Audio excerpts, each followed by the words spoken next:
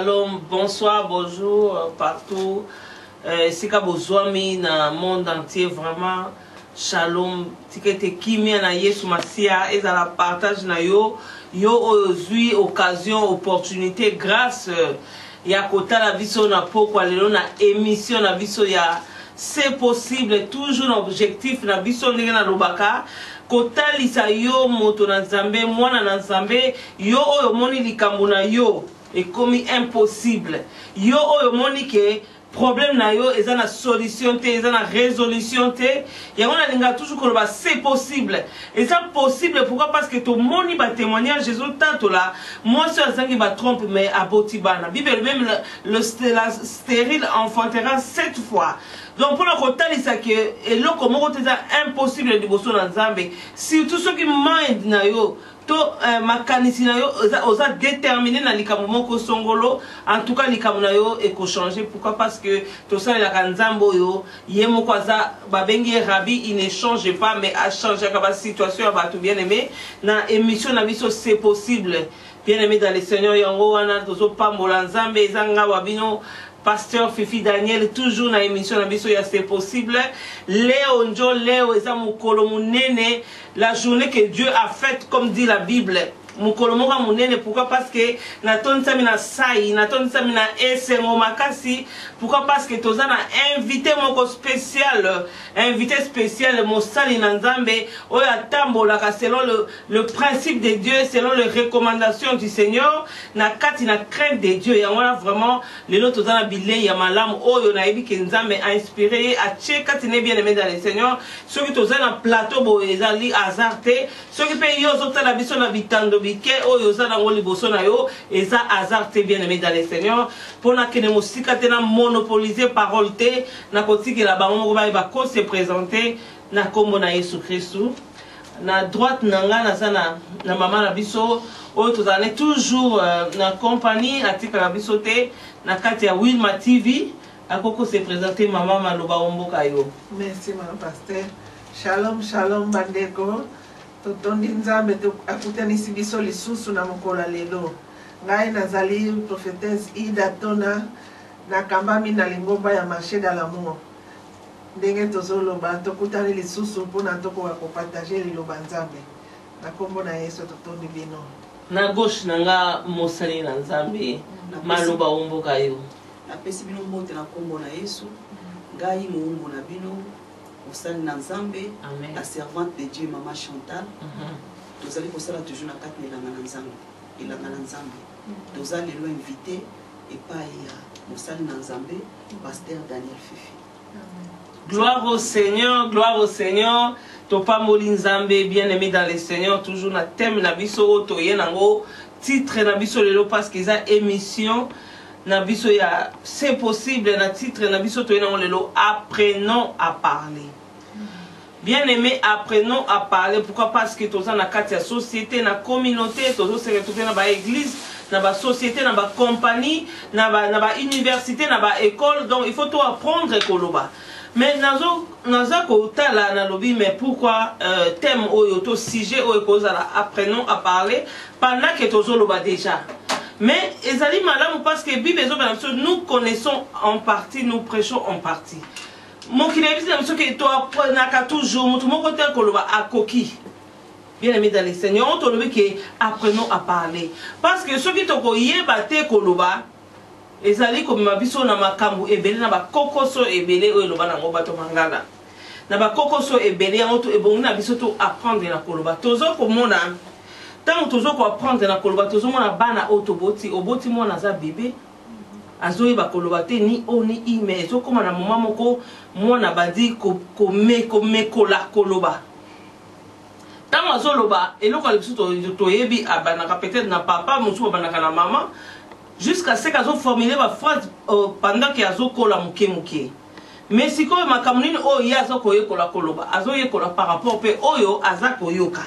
Ya moto mona ka moto akomi koloba akomi mukolo abandi ko manifester ba caractère na nzela na koloba abandi ko manifester ba comportement ba habitude na nzela ya koloba mais ma kamunini oyo oza koloba c'est ça le problème toujours moi ba besoin ba éloquent parce que parler naé et ça clair parler naé et zo yo kanata zo lo baba to comprendre et on est anga binisa par rapport à sentiment au azana on a mutu naé à partager. Bien aimé dans le Seigneur, toujours dans l'émission de la socio-culturelle, tout le béla kama social, communauté, tout le béla kama ya culture na biso même ici comme des bantous. To le bela kasio to mingi pe to beta kasete ko to za bana na nzambe to beta kasete na religion to beta kasete na religion na makambo na nzambe o ya biso to benga ngo religion te s'il vous plaît mais eza vie au total comme toujours au total c'est que to za bana na nzambe la différence ndenge benobi vous verrez la différence entre ceux qui servent l'Éternel et ceux qui ne les servent pas par rapport même à langage na biso bien aimé dans le Seigneur on to se base toujours dans verset biblique. Yom toza peut-être na Bible non pemeni base na biso le ezali na Éphésiens 5:4 Bible lobi qu'on n'entende ni des paroles grossières ni des propos insensés ou équivoques, choses qui sont contraires à la bienséance, qu'on entende plutôt les actions de grâce. Bien aimé dans le Seigneur. Bible ce qui nous a so na yoka malamu te ba yoka ba parole grossière au biso to lo baka toujours ba gomo ba parole moko ya soni o lelo et comme nango légal et comme on va même na chronique et comme on va même na réseaux sociaux et comme normal makambo o peut-être to yoka kate auparavant yango to zongi to lebi apprenons à parler. Alléluia. To lebi apprenons à parler tant thème eza ko biso que qu'on attend ni des paroles grossières, ni des propos insensés, des équivoques. Équivoques et anines, équivoques et injustes. Ma parole aux lancées, et autres comment confusion na mito abato. Et autres ben d'interprétation et belé na mito abato. Cela veut dire, au colo belo comme au boye, tellement au bois qu'il y a ngo, maman il dazo comprend tes sous na lobi naï. Maman chantait par lobi, oh, namoni maman il dobe, maman fifi a bois qu'il a qui yo, hein. Oh, tout maman Justine, maman les alakio. Pourquoi? Parce que le langage na yo est sa clarté. Et on va bien équivoque.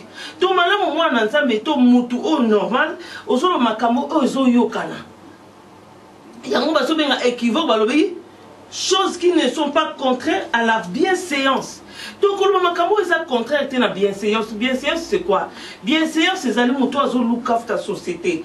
Azo look after tout autour na environnement zanango azolo kafta par rapport ya ba geste ya langage o azako bimisa kati na ye donc azoyi ba et si qu'on aza nako déconnecter et si qu'on aza nako lo ba boité donc apprenons à parler oh ta bola mo nzambe bibe ebisi biso que tozala bato o plutôt maloba na biso ezala ya ba action de grâce maloba moko ya kitoko maloba moko assaisonné. Amen. Ya onde tozo kendelelo Maman Chantal. Et c'est un bon mot na yo lisusu. On sali na nzambe. Et pas kola melikolo na yo. Amen. Ah, nzamba zo lokumu. Leo tozu vraiment cadeau lelo mo nzamba tinga biso na nzela mo mbu na ye. Maman Chantal motuna na ngezali que soki motuna ngezali pourquoi il faut tout apprendre à parler pendant que tozo lo déjà. Et ça, le papa m'a dit que je la biso. Alors, je me déjà comment basio basol bake na yekola lisusu koloba. Est-ce que pour nous toko yekola koloba? Na yebite parce que tozo loba déjà. Faut to yekola koloba parce que cela veut dire na kati wana na mutuna na yo ezola kisa biso peke ezana bato musuba ko balobaka malamu pete. OK. Donc ezana ba miso. Donc soit yekola. Ezana deux parties. Ezana groupe ba oyo balobaka malamu. OK. Pe ezana groupe ba oyo bakoloba malamu te. Siko na thème na yo oyo ozosenga biso ke il faut siko to yekola koloba malamu. Toza siko na groupe ya ba oyo siko ba yeba koloba.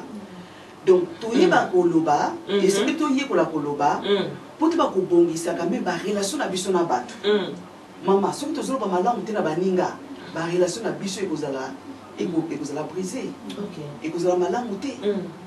Ma relation ko yeba ko vivre malamu te na ndeko parce que relation malamu ozo ba koloba bien ti. OK. Oko mema ba imère moko mabe pas mutu. Peut-être mutala moko ki na ye bien tellement lobi mabe ou bien si d'abord journée mobimba mutu wana. OK. Donc on est faut ko koloba. Ah merci maman.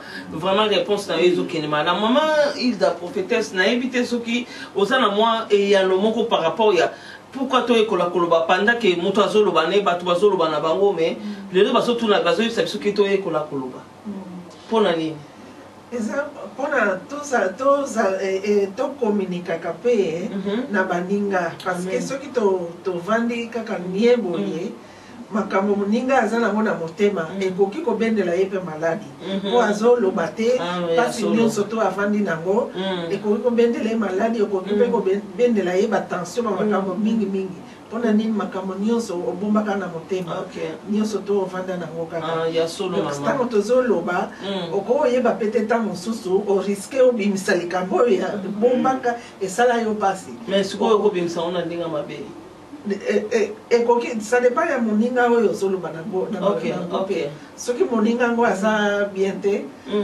bon soki okotala te likambo na ngai eske naloba ngo na moto oyo ubie natika omona okoki mpe yo olobi ke koloba tozoyekola mpona koyeba se communiquer to koyeba kosala dialogue ntango bato ntango boza na kati ya communauté na kati ya société yango fo toyekola koloba merci mama mpona réponse na yo eza claire naza si motu moko atali biso a comprendre réponse na yo mama Chantal nayoki olobi awa ke koloba tozoyekola mpona toyeba maloba nio tobebisa ko otya kimia mpona yoki olobi eloko moko kitoko olobi okobebisa meme journée ya motu na makambo oyo olobi mais mama eza na catégorie moko ya bato motu mosusu aza motu oyo par rapport ndenge akoleli esika awuteli background na ye ye awuti na bafamille oyo peut-être bazalaki koloba mo maloba makasi elobeli moko makasi insolence na kati mais ye mpe akopie nde tobanaki na ebandeli mpona ye amoni ke azoloba na ye sikoyo moto alolenge wana estce soki peut-être aza na kati ya bato na société aza na façon ya kolobela ya ndenge wana peut-être ya insolence ya arrogance so na koloba moto moko tokoki kokondane mbala moko par rapport ya background na ye par rapport ya éducation oyo awuti nango tomonaka même temps tomonaka biso so towuti toza bauta towuti quand même na mboka na biso toye na bapoto wa remarque liboso na mona basalaka biso na baoyo biso tokutaka komona moto ya Kinshasa oyo elobela bato ya Kinshasa sikoyo moto abongo okoki kokangi na motema kokondane peut-être na mwa eloko moko alobaki na yo boye nayebi te so tokokondane par rapport olobela wana eza malamu kokondane ye borapproche kuti bobenda ye babi bolingo ekouvraka nyonso bolingo ekouvraka nyonso bobenda moto wana peut-être eza façon ya culture na ye omoni bato na bato baza na ndenge ya culture na bango bamindele awa baza mpe na façon na bango ya culture ya kozala ya koloba ozomona soki oza na mposaka etango so pesa eloko moko boye na kote ya ndeko wana okorepousse te c'est avec amour nde okoki kolakisa ndeko wana ozomona moto wana azosenga teke borepousse bobenda ye pembeni bosola ye na kimia malembe malemba parti na bino akoki mpe koimite ozomona même adage moko ezolobaki dis-moi kiti je te dirai qui tu fréquentes. Ce qu'on y a vu, oza na groupe ya batu songolo, bako découvrir yo. Le lingue yo oza na groupe a moto wana monike, aza na façon moko background na eza malamu te. Le lingue na bino eza malamu ke oyo bolobaka façon na bino eza malamu. Akoki pe ko imiter bino lokola aza na bino. Tout à fait. Akoki ko changer pe vie na lokola aza na bino. On peut ça y est temps. On peut ça y est temps. Oza na amour wana oza na patience. Oui. Avec le temps ako changer na ye. Gloire au Seigneur. Il y a solo maman Chantal vraiment ma réponse nous a tellement clair que bato bazo kabiso na si bazo CP la pour les première photo les kana média boy donc ils a déjà na kata makila bon tout le monde adage moko eza ko yebisa biso to moto mayele moko comme les Jean-Jacques Rousseau alobi que l'homme est né bon mais c'est la société qui le rend mauvais donc moto azoko ta mama mais compagnie to société et si quand baza ndezo comme ça moto mabe par rapport au yazo vivre ezo singa ye a copier ozomona siko to koloba nini mama na soki toke parce que toto ya domaine la communication dialogue pe culture et non ni to koloba ndeti lelo to koloba peut-être dialogue to communication lelo to zomona ba réseaux sociaux ezo sala ke bato bazo se communiquer entre bango mama to zomona kata ba réseaux sociaux ba dialogue ezali ba communication ezali toujours ba commentaire peut-être na kati o makambo o bato bazo sala ezali lokola ba feedback musu toujours eza blessant eza choquant mutu musu ba ko zongi sur na Facebook to c'est tout mingi to ba spécialiste bazali o ba ça ba faux compte ya Facebook si quand moto bon a commis l'auto a injurié a insulté yo le quand toujours va apprenons à parler moto bon maman et ça a dévolé à ma réponse moto bon est-ce qu'il y a liboso et ça madame au se taire pour nous répondre. Deuxièmement moto ndenge wana maman et ça madame au répliquer dans le sens où peut-être au répliquer mais au répondre on a ndenge ya bien tout moto bongo yo pe o zong silaye pour peut-être yo pour na yo monesa correction yo pour zong silendenge à se comporter que pas na yo donc tout va tout court yo pe o fingier pour y pas fingaki mususu bien o zong ici la place na ndenge bien par rapport à ya sagesse na yo mususu au se taire na éviter soki na misa to wana wapi o yo moni et ça mieux cause la silence ko répondre et ndenge ya à se comporter que pour na yo ou bien que ça la silence qu'on répond à répondre à qui ou bien les amis ça tourne le qui silence qu'on répond à répondre à qui donc qu'on répondre autrement et c'est que pour répondre autrement n'endenga malamu ok parce que sur zong c'est les malamu que c'est le quoi mutali bomba ibi makamba sur ça la tête yo ko tanga na groupe ne bombo moni mutakumi ko bamba biloko akumi ko simba biloko moko a salté yo ko koti na groupe ok bino so ko ndenge moko parce que zoye bana yete za façon na ye yo siko il faut l'accès pour n'endenga malamu zong c'est na place ou esengeli ok parce qu'il y a yebité avec amour la disi mbala simi ko pese leçon akuzonga la ça sur les cambona tête ah donc yo il faut quand même qu'on réponde mais ngana na biso mama na ndenga malamu lobi oui yo lobi ko répondre ko zone c'est te ko finga te po moto azo simba nye yo po ko simba nye te moto azo kata bila ma yo po ko kata te donc il faut quand même ko répondre ye mais na ndenga malamu ouais et c'est le quoi la moi mon kepa za bébé na ndako tam sazo ke simba ba maya ba toilette azo sala yo ko pekisa ino ça la boité ozo l'accès boy ali mo pa mona ah mama pekisa kinga papa pekisa nga tika na sala parce que bato musuba lobi mwana tanga azo simba moto tika ya simba donc garder silence tika ya simba poto makozika akoye yango bato musuba lobi moto musupe na éviter maman Ida soki yo ko moni ke ko fanda kimia eza réponse à malamu to ko reprendre na ndenge ya ko zongi sene sika na ko ba réponse bien to ko zongi ça peut ko finga po mala sima pe peut-être a finga pe yote na éviter soki na misa to wana yo moni wapi yo ezali malamu to ko fanda kimia na éviter kaka ndenge maman Chantal alobi ko zongi ça y est eleki malamu parce que ceux qui peuvent vendre nie ils ont le col au fini ye peut-être azana besoin ya ko yoka ba makambo moko oyo ya epa na yo mais sikoyo yo ozolobisa ye te ou bien ovandi nie ou bien ozongisi ye te wana ezosala lokola ofingi ye mokolo mosusu mpe akomona na nzela akomeka su te koaproche yo parce que ayebiki azwaka réponse moko epa na yo te donc malamu kozongisa ye donc madame kozongisa ye mais bato mosusu nde nazola quand même na bato mosusu bazoconseille ke malamu kutu korépondre te kofanda kaka kimia ye moko akoyeba ozomona nakanisi te eza malamu oui nakanisi te eza malamu kaka kozongisa ye donc kozongisa ye nesika par rapport na ndenge malamu parce que ovanda calme olobi ke koyeba kosolola koyeba koloba parce que ntango ovandi calme ya koyeba te ndenge nini nayeba ko behave akoyeba te ke mbala sima na ko se comporter ndenge okotike kana berere ne wana eza malamu parce que na ndenge na yo pe akoki kolanda pe ekoki pe ko changer ye na ndenge ozosolola wana peut-être azaki na ba besoin ya ba information moko boye ndenge o répondre ye ekoki pe ko changer ye ok. En tout cas, gloire au Seigneur, on a émission, on a besoin toujours, c'est possible. On a thème, il y a titre, apprenons à parler. Tout ça, on a besoin d'apprendre parce que la communication, la dialogue, et apporter quand même la servante, maman Chantal a dit tout à l'heure, et qu'on fait le porte, tant yo yebin dengue à koloba.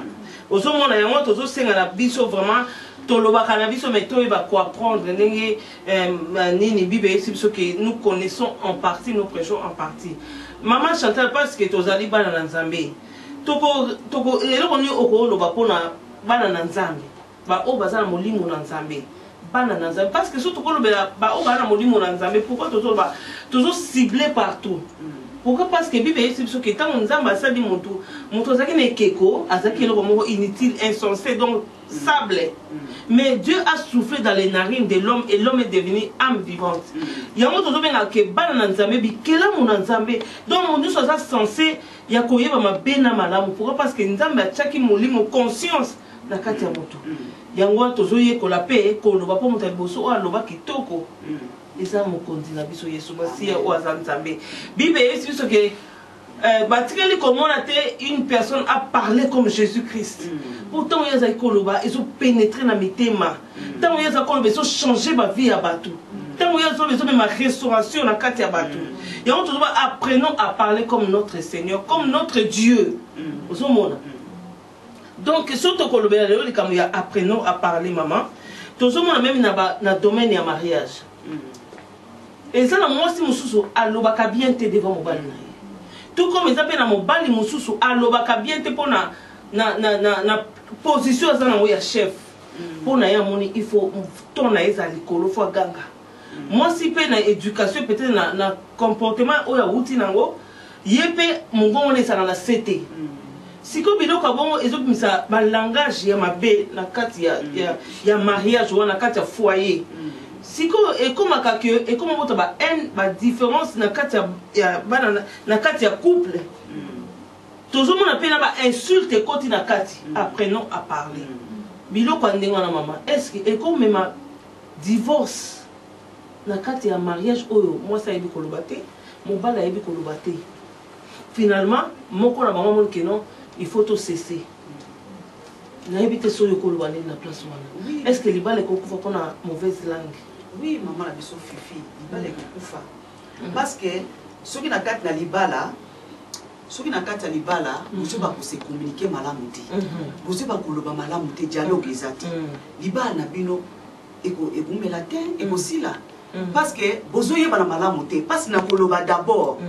Yo ta bozo se communiquer na moninga, ezaki bozo yeba na su ya koleka. OK. Vous avez un caractère, vous avez un lingaka nini, nina lingaka ali, eloko nina lingaka alia, eloko nina lingaka lala. Donc eloko nyonso, vous avez un pour vous se communiquer na kati na libala. Et puis vous avez un peu malamu. Puis nous avons dit que il faut ba langage ba parole na biso ezala assaisonné.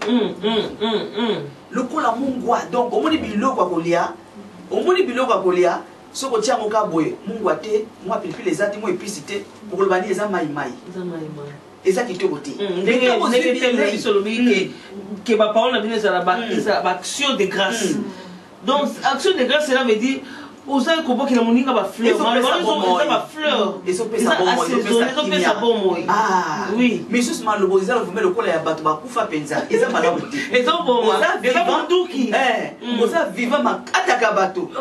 Soka le bika ka moto wana si agola donc nabi la mai comme na mai ça là ba AVC maman oh kaka maloba oyo oh la kaka maloba oyo les opesa ba AVC ba crise cardiaque kaka maloba oyo pour la mbeli attention maloba mobimbe zanga nango bepi zanga kip magie zanga ai ezala te il faut maloba zanga kitoko assaisonné la crise est en bazo quand ngo lobi wana maloba epesa ba ezala ba action de grâce tant ndazo kezo pambola moto motata azalaki elonginaye autaki na okuna eloko esimbaki te bayebisa ke bo metango ki maloba na yo o renouveler sur bonté na vie na ye kana zela maloba po eza na grâce mais yo maloba mobimba o ezosala kwa moto azaki na bon moy ozongisi moto akufi ezaki malamu te et quand tu montres même doute il y a la personnalité na ye je ne me bakei a olamuka suti anali pela titongo nini akele so osa so eloko musute ka biba zo bokenti ka liloba na yo ka ndingo okati moninga tumizamba maloba na biso plus ba kefi ezala saisonné donc eza na goût tant moto azo yoka ezopesa bomoi ezopesa kimia ezopesa esengo tant moto amoni boy alobi ebika mama fifi epa na yende kimia ezali akoyela nga maloba na kimia maloba na bomoi mais yo soki moto amoni oka boya pakati mbaka changer de direction abi ngaso na kekuna maloba na ye kaka ekatra bato bambeli alingi te nalingi te tu wana nakendaki kayo sute apuza maloba na ye nalalaki vie te bandoto mabe mpona maloba na ye baloyo na changer direction eza malamu te bamoni ba changer direction eza malamu te bien aimé dans le Seigneur bato mosusu bakoma kokima yo mpo oyebaka susu tila te motu moko bobenganaka benga ko lisu te mpo à chaque fois soki abengi yo azaka brisé azaka donc azwaka attention donc il faut melakisa attention pour kimekota maman Hilda na éviter maman Chantal a répondre biso ne bandi la réponse na ya lobi maloba mabe ekoki pe comme divorce na kati ya couple ya kati ya foyer ekoki ko panza pe foyer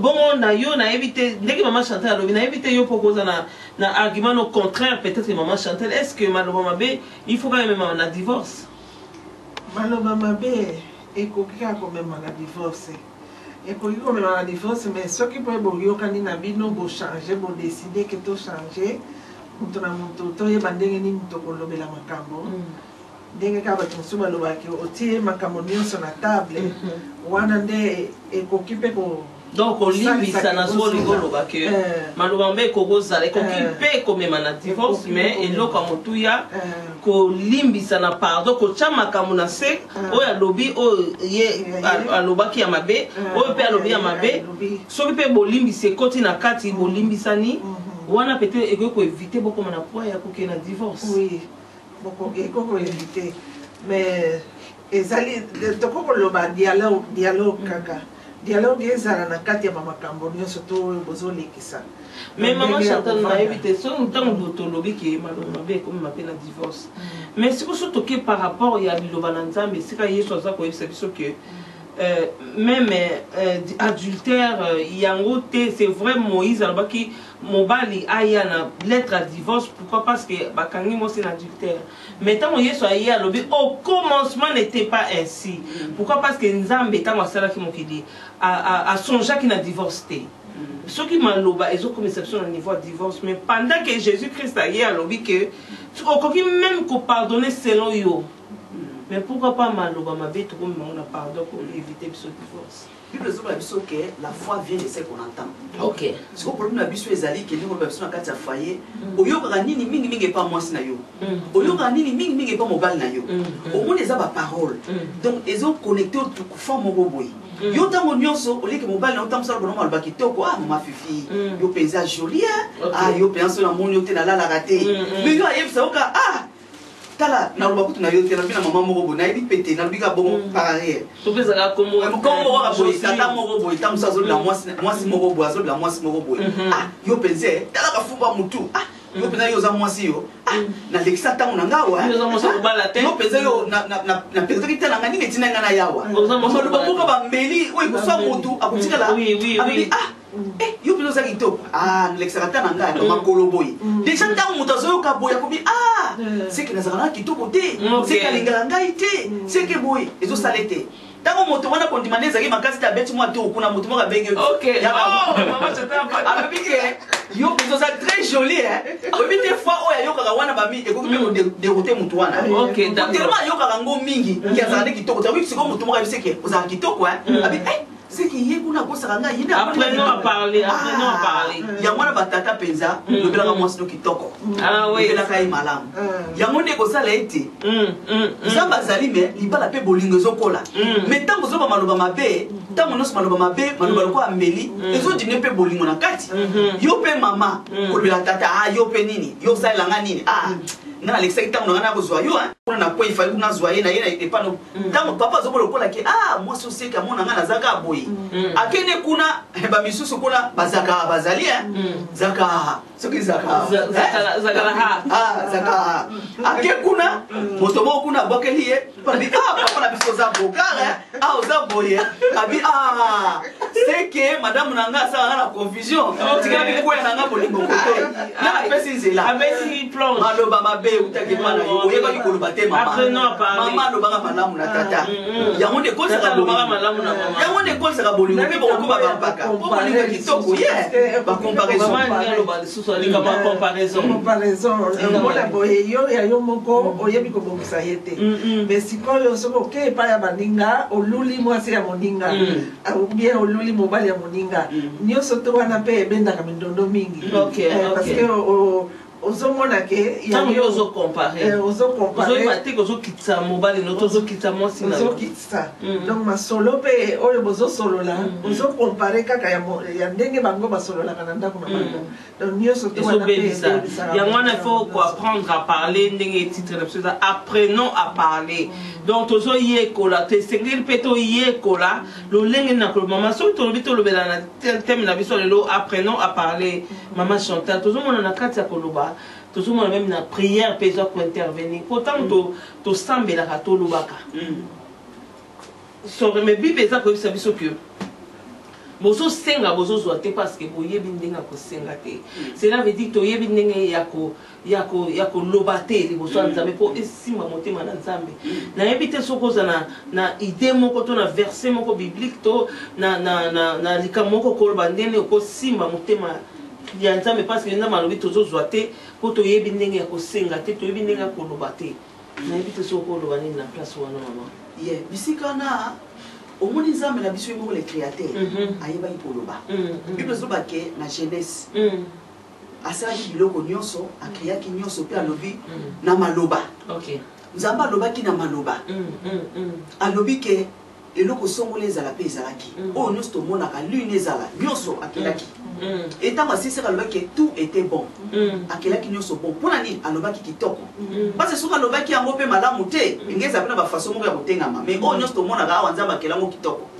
parce que alobaka mpe kitoko sikoyo biso moko mpe nazala na biso bapriere mpo tookende sikoyo epa le créateur okokenda ndenge moko okende na bafaso nyonso oyo oligeli te aza mokonzi na yo aza tata na biso sikoyo il faut oyeba lolenge nini yo okoloba epa na ye misusu bazalaka akeka boye mbala moko nzambe pesa ngai boye kasi mama na kati yo bato mosusu balobi ke asambelaka soki aza elongo azosenga epa nzambe alobi nzambe soki apesi ngai eloko te natiki kosambela estce yo koloba nini na moto ya ndenge wana te bongo eza malamu te nzambe alinga eloko nyonso ozosenga il faut gloire ezongaka epa na ye estce na eloko wana yo ozosenga nzambe aza na intérêt na eloko wana parce que nzambe soki aza na intérêt eloko wana te amonaka eza mpo osatisfaire babesoin na yo akopesa mpe yo te donc ata olobi na ye ke soki osali te natiki kosambela te nzambe efa mona intérêt na ye mpe fe ezala na donc eloko nyonso ozosenga nzambe intérêt na ye fe ezala na kati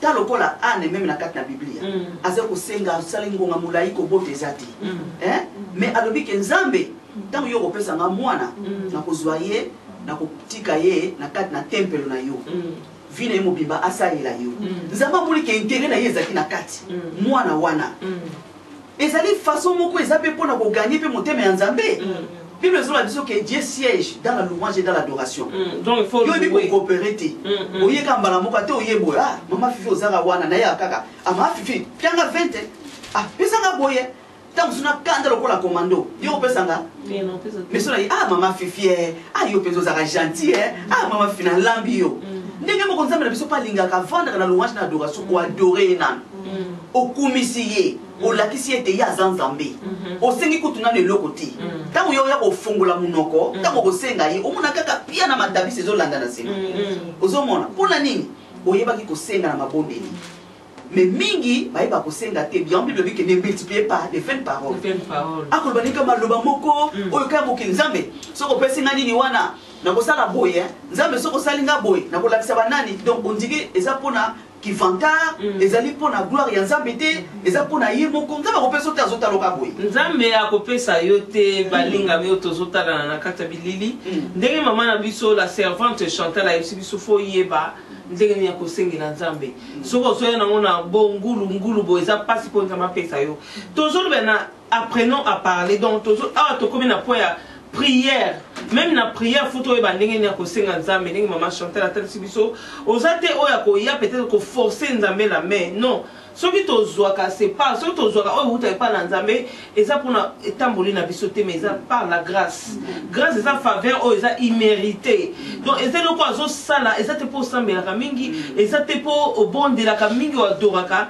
mais asalaka yango na volonté na ye donc moto oyo ako koforce nzambe azali te mais ya motu eza oyeba nani oyo yo ozosenga yango tozoba prière prière eza kaka te kosadresse pa nzambe eloko mosusu yango wana prière ezali eloko ozosenga vis-à-vis na moto oyo azali pembeni na yo ozo comprendre bazo benga encore peu prière autrement esika la femme veuve liboso juge aba na ko prier eza ndenge français balobaka je te prie donc nazo senga na yo oyeba ndenge na ko senga oyeba ndenge na ko loba na mutu nazo senga na yo papa osalisaka na likabusongolo mama Ida nazo senga na yo o edenga na situation moko na za nango donc nazo prier yo osalisanga mais si ko faut ko yeba lolenge nini ya ko lobela yango yango tozo ba lelo na tina ya apprenons à parler même si nous parlons déjà mais c'est aussi senga toi assaisonner maloba na biso pour to yeba ko acquérir ba désir na biso o to za nango besoin na ba vie na biso pe na ba venir na biso.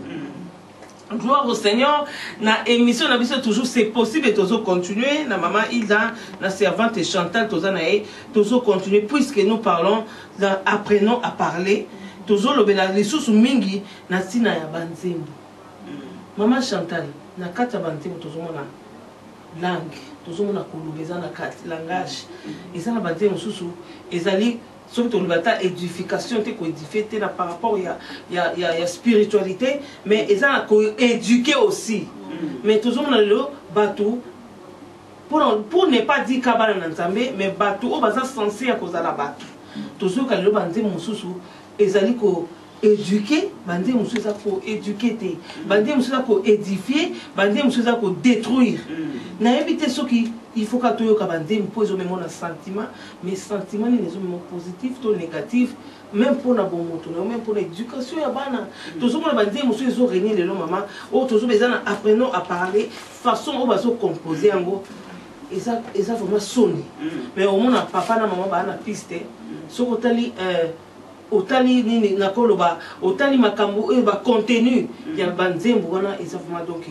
Soni mingi na éviter soko lo banini mais on a papa na maman na bana pe baza na fête wana bazo bina makambo bazo bana kati et ça pena soni même ko yoko na matui oyebi eloko nyonso oyo biso esengeli to yoka il faut yeba ko discerner encore pe oyeba rapeke est-ce que oyo ezoko pesa pe nzambe lokumu ezambe malamu même pona bandeko tovandaka biso moko te okozala pe ovandi na bokilo na yo ovandi na semeki na yo ovandi na nani soki il faut yeba nini ozoyoka il faut quand même trier en tant que yo za moto oyeba nini yo koyoka nyonso bilobi ke tout m'est permis mais tout n'est pas utile nyonso komona eza wana batilo na marché te na marché batiaka nyonso na biloko epola efandi wana mais c'est quand tu as de trier yo oyo epola bwakango pona oyo eza na malamu siko mutu oyo asalaki banzembo na ye wana ezalaki ya kopola wana ata marché na ye ekete eza kuzoba na ye moko mpo ayebi kopona te ayebi koloba te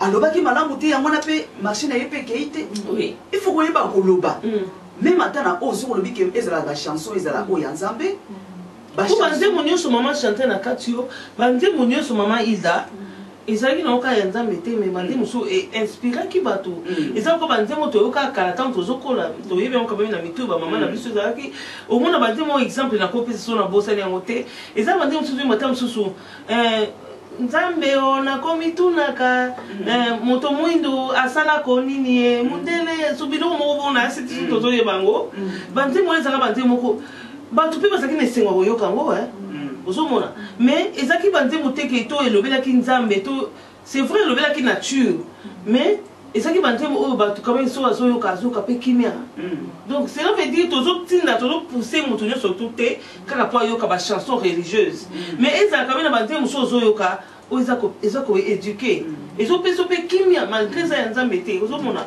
donc toyebaka choix nino tokosala choix wana totindi yoka te oyoka bachanson religieuse non eza mpe malamu toboyi mpe oyoka yango te mais oyebaka mpe banzembo nini nayebi te mama Hilda so okokobakisa na oyo servante Chantal auti koloba na biso tout à l'heure par rapport à banzembo oyo ekomi lelo bato bazomona yango normal pourquoi parce que balingaka kosala ambiance balingaka kose défouler donc nayoka nyonso na koyoka. Oui, ce qui totali dans banzembo parce que mingi na moya lelo yo omoni ke banzembo oyo ya losambo ekomi mingi ke oyo ya mokili alors bato mingi oyo ya mokili bazokima mingi na banzembo ya nzambe dizanke nazobine ya nzambe nazo lingi nalanda yesu mais na motema na ye eza ndenge wana te asi amesana banzembo mokili mais il faut abina parce que azomona bato bazobina mingi banzembo ya nzambe. Maman Ida, merci. Mais maman Ida lobi kamoko motu ya makasi et interpeller même ngape idée. Maman Ida lobi batu mingi akimi banzema mokili makomo bina ya nzambe mena likanisi toujours ya banzema mokili. Yango wana eza na bana nzambe mosusu azobina soki mo nzemo na piste buba pandwa so pas de na piste ba obina mais na likanisi toujours ya makama mokili. Na yebi toujours mona même ba chantre lelo au mona moto azo atana ya bibengi chantre du Seigneur mais soko tani composition na eza même pas inspiration et ou te pas na nzambe maman.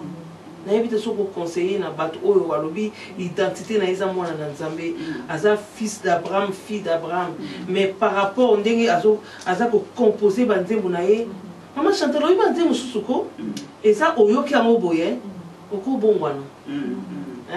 Au coup bon wana, pour façon mon inspiration, mon tout, à continent, on peut que mon tout a qui saisi par le Saint-Esprit de Dieu. Mais elles ont mis sous à l'identité à chantre du Seigneur, mais sauf que t'as les compositions bandé mounaye, ils ont interpellé même pas à ma buntu. Mon tout temps, azobina l'idée, ya Maya. Mon tout temps, azobina ngona idée ya dati pétrole. Na yebite sokolba conseil noko pesa na moto ala ti identité ya mwana na Nzambe mais asa makamna cessé. Bible nous a que na Corinthiens wana na Corinthiens 5:17 si quelqu'un est en Christ il est devenu nouvelle créature. Les choses anciennes sont passées, voici toutes sont devenues nouvelles.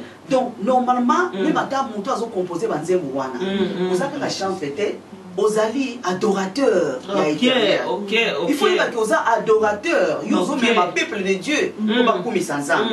Donc, tant que vous composez il faut mieux se faire la gloire en Zambie. Quand tu as la composition, il y a la quantité. Parce que bateau la musu batia qui wana mokili source na mweza kini. Parce que ma photo est bala nyonso na et l'on to sala ka. Pour eux bateau musu soit disant bateau mais en Nzambe mais bateau ezo sound kitoko bateau peut tomber dans la boîte de nuit bateau bateau bina. Source ezo c'est ça. Au moins na 4 niveau lobiki na 4 nzambe mona kana 4 même na molili. Amen. Nzambe mona même motema ya mutu. Ako comprendre que nzembo zoyemba wana eza mpona gloire na yeti. Eza nango penser o zoloba ya maya wana. Mais na miso abato azoposa na ye que comme nzambe ka rezobelela comme nzambe mais fait na mwezati. Ozomona. Il faut nzembo na yo zoyemba et pesa nzambe le kumu pe nyonso eza mpona gloire na nzambe.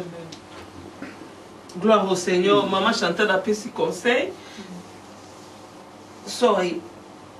Na oyo sana mato ya koyoka ayoki oyo sana motema ya kondima andimi pe asaleli. C'est vrai na mokili bibelobi à quoi bon de gagner le monde. Am na yo ezala perdu to Jésus Christ ayanga no liboso na Nzambe. Yo sali banzemo oui et ba succès ba bazo bina on ba fête partout bazo sepela mais Nzambe o sepela si motema Nzambe te.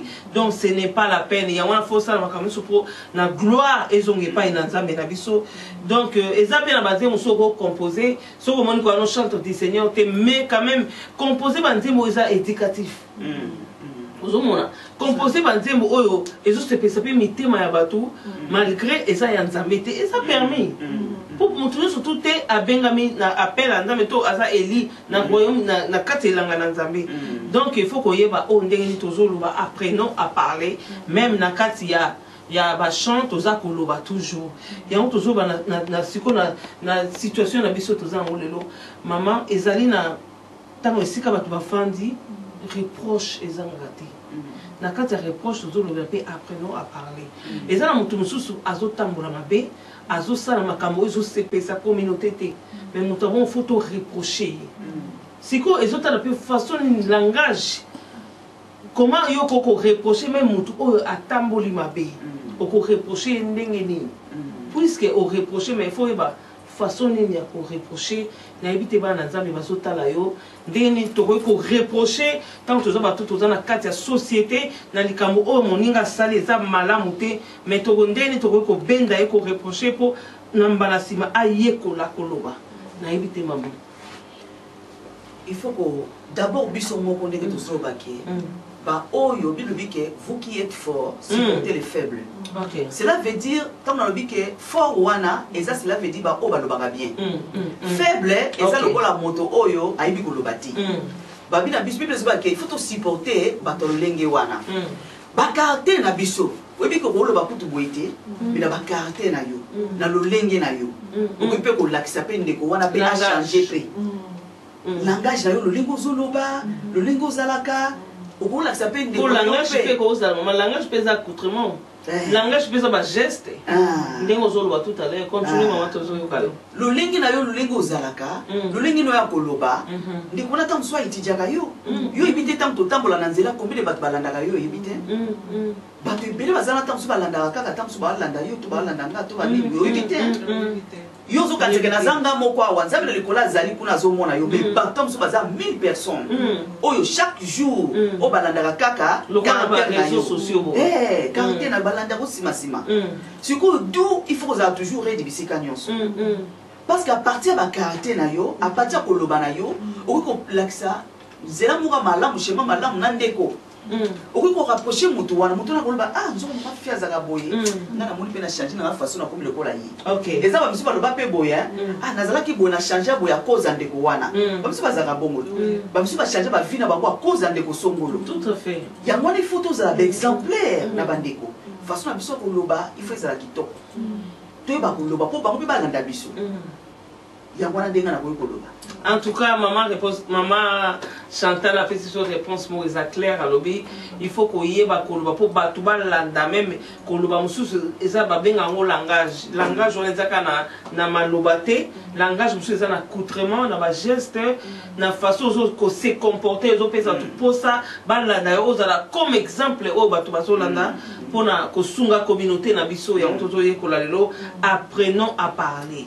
Même si au théâtre, même si au théâtre, mais il faut toujours apprendre. Oyebi maman Chantal, maman Ida, oyebi au moins temps toujours apprenons à parler.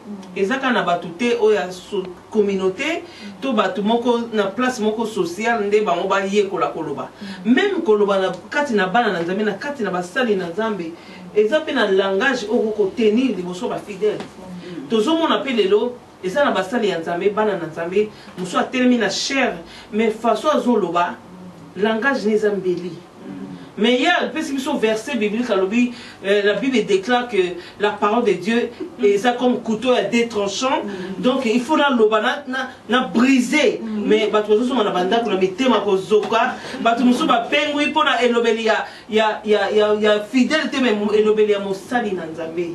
Mais ekfandisi bato muso na ndako na éviter soko kolo banini pona basali na nzambe to bana na nzambe tant toujours ba bongo toujours ba intercesseur toujours mona ba pasteur ba prophète ba apôtre toujours mona ba diacre ba chantre même donc toujours mona corps du Christ yo kolo banini pona langage ya mosali na nzambe moko se permettre à lo parce qu'il y a ça la notoriété donc il parle de tout comme il veut à tout moment à chaque instant.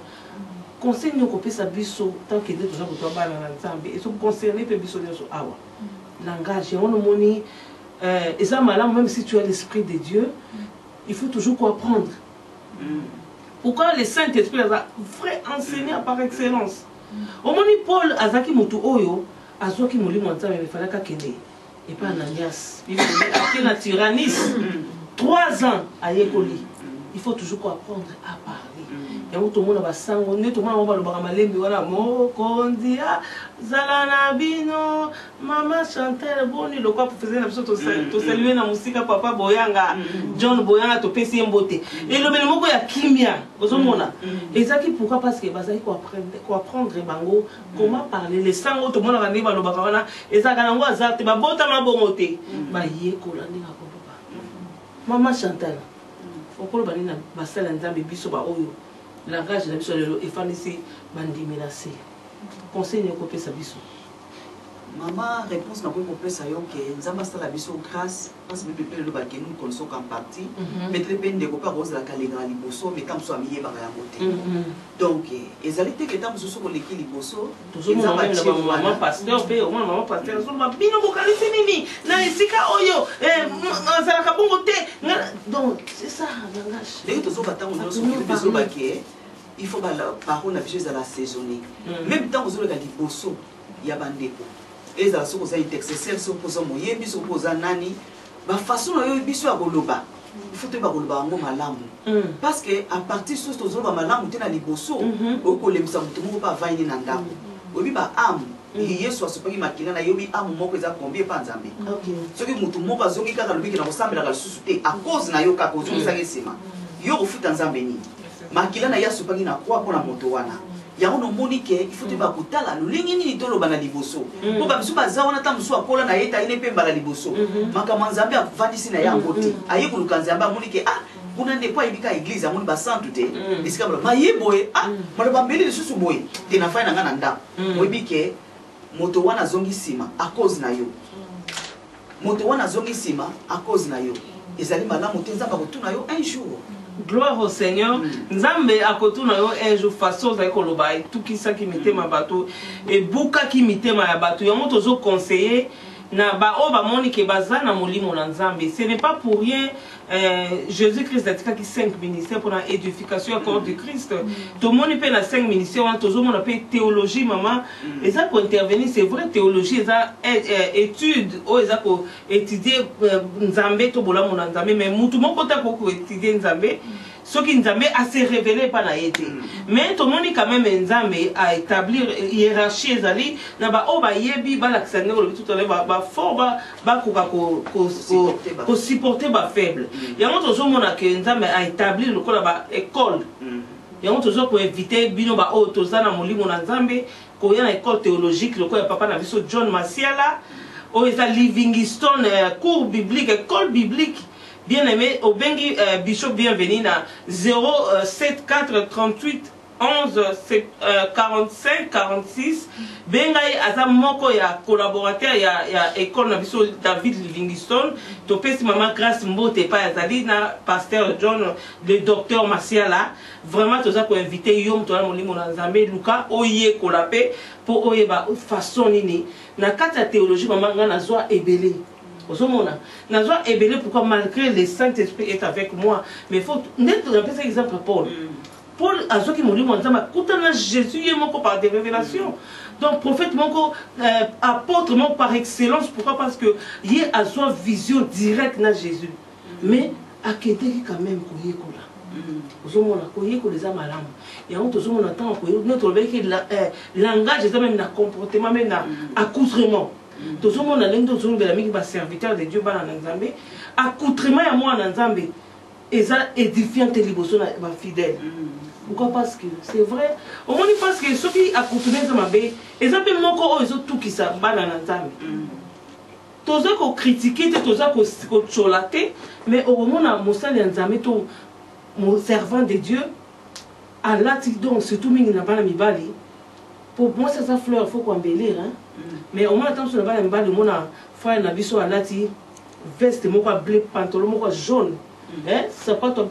Donc azo briller à niveau mon co coiffe mon co kati donc hein maman ils ont loba déjà ils ont loba au moins azo parler parce que depuis apprenons à parler donc ils ont loba accoutrement nous ils ont loba et ceux qui me savent pas dans Nzambe ebele et on se apprenons à parler même si tout ça dans le langage té mais ba acte en biso loba et là t'es na biso loba maloba pe tozoloba ezala assaisonné maman na biso lobi apprenons à parler to comme ko chiter na biso maman Chantal to koloba nini est-ce que ezala bato mosusu azo sambela akoka ko sambela na mongongo asete il faut ka aganga pour ayuka sambeli bien ezala mabeto malamu te Nzambe yeba bingi omniscient. OK. Omniprésent. Azabe omniscient. Omniprésent cela veut dire azata nyonso. Ozomona. Tangu yozo prier, ya za déjà wana. Et so senga te ke tangu ya za uluba ndoko kanga na yebi ke Saint-Esprit. Oui. Akoy ko matio bongo. Mais il faut tenir peu compte tam so ba voisin pe. Tam so zanzinga zinga ba voisin mususu ba mona ke ozo déranger bango. Quand même il faut ezala quand même modéré. Modéré voilà. Et ça quand même modéré pour esunga ils appellent bakuna baninga musuwana te. OK. Donc ezali malamu ke Nzambe na biso bake Nzambe azawana tango zobelela yi. Abi invoque moi je te répondrai. Azawana so obelika Jésus. Obeli kombo na ye. Azawana tana mbongo ya moke azawana. Ye amona ka meme na kati na molili akomona yo ya moyoka yo. Donc zo senga na mote ko ganga ganga makasi. Bon sikola moto azoganga ezama be. te eza na ngonini te mais akoki ye moko pe nzambe apesi biso pe mayele sagesse pe intelligence mpona monaki na baréseau sociaux eza na papa moko azomema bato na prière en tout cas eza mabe te vous c'est vrai ezomotive mais natalaki namoni modèle papa wana azalaki koganga alati veste mama Chantal modèle nabi moto oyo bato bafingisaka nzambe bango oyo po koyo kozwa na AVC koyo ozwa na maladie po epuis vine kokomisa ngo mokuse po faso azalaki koganga baner ekotelema ye nayokaki mawa en tout cas ezaka moko baconseil c'est vrai ndenge Saint-Esprit ezomemela yo mais Saint-Esprit eza esprit intelligence omniscient donc c'est vrai koganga ndenge Saint-Esprit ememeli yo mais ekoma elata ona nzoto te kwa ekoma vie na yo te ya oganga tout le temps po nzambe moko alobi ye azobatela molimo biso mpe toyeba kobatela nzoto donc c'est ça même pour la santé c'est ça vraiment nde tolobaki koapprendre homilétique yo oza moko ba théologienne homilétique mama naza si oyebi définition homilétique ebosali yo te mama Chantal homilétique okopesa biso mwa mokite gloire au Seigneur homilétique topesi pasteur moko te makasi nani pasteur Romuald moko ya baprofesseur ya homilétique comme pasteur bienvenu aussi ye pasaka mpe moko susu ya enseignant homilétique soki ezolupe yo obengi pasteur bienvenu ndenge se mpona akoapprendre comment parler parce que eza art ya koprêcher donc art akoyeba koteya oyebi ndenge obanda na introduction eza oyo eza eumelaka te donc tout à fait yes ya communiquer ya se communiquer c'est ça donc yango bazobenga homilétique vraiment nzambe aleki kopambola pasteur bienvenu bishop apambola mpe susu papa na biso John apambola baprofesseur nyonso ya Turanis nzambe aleka kopambola bino baprophète Aaron baprophète bapasteur lokola John Boyanga Romuald nzambe vraiment apambola baprofesseur nyonso ya théologie parce que atie intelligence na ye bonzambe kati na bango parce que eza facilité po biso toza bamoko oyo bapasteur Jules toza baoyo moko to apprendre epa na bango oyo tokobenga mo bagrand kutu mpona nga nakobenga meme bapère ozo comprendre donc nzambe aleka vraiment na kopambolama mpona connaissance atie kati na bango mama ida na yebi te tochite na biso soki oza lelo basuka mpona bana nzambe to bato na mokili oyo bazotala biso par rapport ya mission na biso c'est possible oyo eza culturel social na bato bazotala biso nayebi te mama liloba biso kaka ndenge touti koloba awa comment savoir apprenons à parler donc ndenge nyonso touti koloba awa yango wana tozalaki nango mpona kopartage na bino nyonso tu topesi kaka nzambe lokumu na nyonso eleki awa nzambe apambola bino na kolandaka biso yango wana mpona conclusion na biso tokolobaki apprenons à parler le meilleur enseignant par excellence c'est le Saint-Esprit pour na ba oyo bandimi ke Yesu Christ aza mokonzi pe mobikisi na bango donc soko oyebi te oye na makolo ya Yesu Masia olobi kolo na ye koyekola epai na yo alobi ba oyo nyonso baye epai na ye bazongi na lolenge bayaki te toyaki bazoba mais tozongi mayele pourquoi parce que tosattache na Seigneur mais mpona ba oyo mpe bayeba ndime na bango Yesu te mpo baza eza choix na bango mais tokei pa ba oyo babengaka bango basage ya communauté bazali tokoki mpe kokende koyekola auprès na bango conclusion na biso yango wana tokoki kokende koyekola mpe auprès na bango ndenge nini nakoki koloba ozomona na nyonso na nzambe aza ebofu aza likolo ya nyonso po même sagesse wana oyo bakoko na biso batambolaki nango ezaka nzambe moto apesaki bango tomoni bayekolaki koloba baparo na biso bafandaki na mabala bawumelaki na mabala mpo bayekolaki eza kobenda amour eza kobenda pe ntango olingi motu okoyeba ndenge ya koloba na ye okoyeba ndenge ya koreproche ye okoyeba ndenge ya kokonseye ye okoyeba dialogue okoyeba ndenge ya kose communiquer epuis okolinga mpe kose communiquer na ye pourquoi parce que po olingi ye donc yango tozolobela na nzela ya église à marcher dans l'amour topamboli si oyo aza le président le président donc bishop oyo azali manager ya nini ya comment dirais-je manager ya Wilma TV vraiment na sima caméra topesi mbote mingi nzambe aleka kopambola na mosala makasi oyo azosala corps âme et physique vraiment nzambe apambola ye mingi na pamboli mpe bamama na nga oyo bakoki korépondre na invitation lelo nzambe azwa lokumu nayebi te mama Chantal naza sur maloba ya suka te me mpo na lelo soki yo koki kosukisa na ndini nasengi bino merci mingi bandeko osili kolanda biso ezali malamu bolandaka bemission boye lobi ke nous tosoko en partie maleme tant tozokolanda nde ezobakisa biso babisika tozangaki yango wana ezali nde lelo tokonfie ke toyebaka kolobaka malamu nzambe asunga biso molobeli malamu ezaka ye moko yesu masiya soki koloba ezali te toye na nzela na nzambe ya kolakisa biso lolenge nini toyeba koloba mpe toyeba mpe koimite mpe baoyo balobaka malamu mpe kosunga mpe na bavi na biso tika nzambe apambola bino nzambe apambola biso mama na biso maloba suka epai na yo maloba suka ezaka ndenge tolobaki ke tolanda kaka nzela ya nzambe nzela ya nzambe nde ekokutanisa biso na bisika oyo parceke ntango mosusu oyebaki koloba te akoki okutanisa yo na esika oyo bato bayebi koloba yo mpe okoti na mouvement wana yo mpe okoki kochange. Gloire au Seigneur, gloire au Seigneur. Tokomi na suka yo poko eko changer. Tomoni bibe esi biso membre ya moke na kati ya ndoto ya moto eza lolemo. Mais na lolemo wana ekoko maudire pe ko eko bénir. Donc toyebaka maloba nini otozoba to apprendre comment koloba. Yo moto obetaka to lomoni ko yebi koloba po yo fingaka, yo ocholaka bato yo tukaka soko lobi moto azui AVC donc ngana sakanaka te eza na mona lokumu te bien aimé. Ozo se détruire kaka yo moko. Tant ozo mabe eza na moka kozongela yo. Donc toyeba kundinga koloba balobi monoko eza lokwa moto mokile batie na zamba etumbiza mobima donc toyekola koloba nyonso bayekola kango tokoyekola pre ya bato tokoyekola pe pre ya Bible mpona lokumu ezongaka epai na ye le créateur na kombo na Yesu Kristo pesi bango bye bye.